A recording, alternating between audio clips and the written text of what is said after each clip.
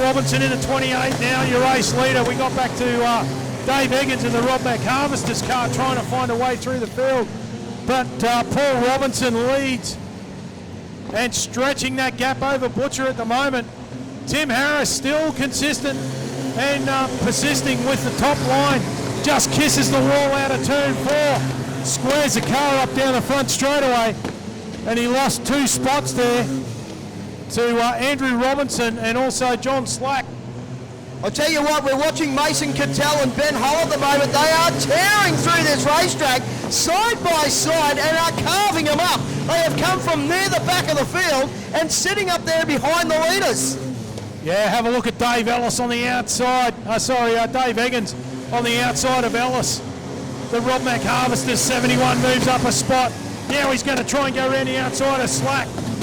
Eggins has got the eyes on and he's out after our race leader. But I don't know that he's going to have enough time. Harris persisting with that high line, sits in third as Butcher stays on the bottom. Oh, Ellis there had a look on the inside of Slack, had to get out of it, and Hull had to get on the brakes into 1. Yeah, Slacky got it all crossed up coming out of 4. Meanwhile, Paul Robinson just driving away from this field. The high line's paid off for Harris. Oh, he gets crossed up and almost spins it. Drops the spot to Butcher that he just got on the front straightaway. Oh, he has gone big time. That is a huge crash for Tim Harris. He persisted with that high line and it has cost him dearly. That was huge. And Alan Sollett rode every bump. Wow, that is a brand new motor car. The high side, as you said, Trevor, he persisted. Lap after lap, was making his own groove.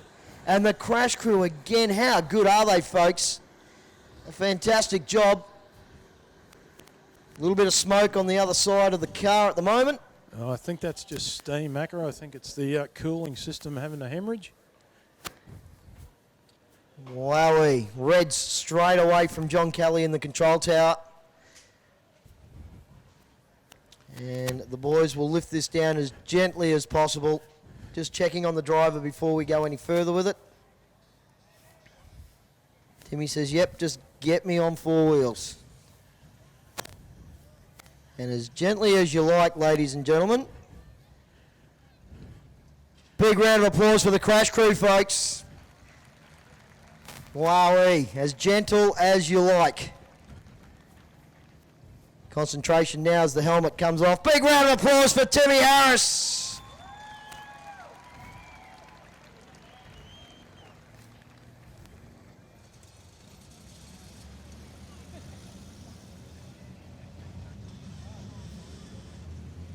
Now, Trev, you know the first golden rule of commentating.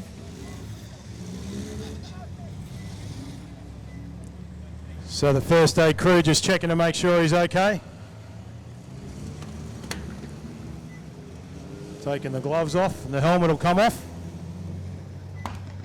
So he'll just walk away from the edge of the racetrack. Yeah, it's a good idea. And the helmet will slide off and down to you, Trev. Well, Macca down here with Tim Harris, mate. First things first, you okay? Yeah, I'm all good. Just a little bit of a headache at the moment, but I think it must have been a pretty decent one by the look of it. So, yeah, it's really unfortunate first race of the season. But geez, we had something going there in the top. Hopefully it was pretty enjoyable for you guys in the crowd to watch that. It was pretty cool to drive it, but just unfortunately ended up on the wrong side of it. Yeah, mate, you persisted with that high line. It can either be glory or as it's ended up now, but you kissed the wall out of 4 before and squared the car up. That was probably a warning that maybe it should have came down. Yeah, but the speed was there too, and I think the only time I was going to get around Butcher there was around the top. So anyways, this is what it is. We'll learn from it and move on. Good to see you okay, mate. Thanks, mate.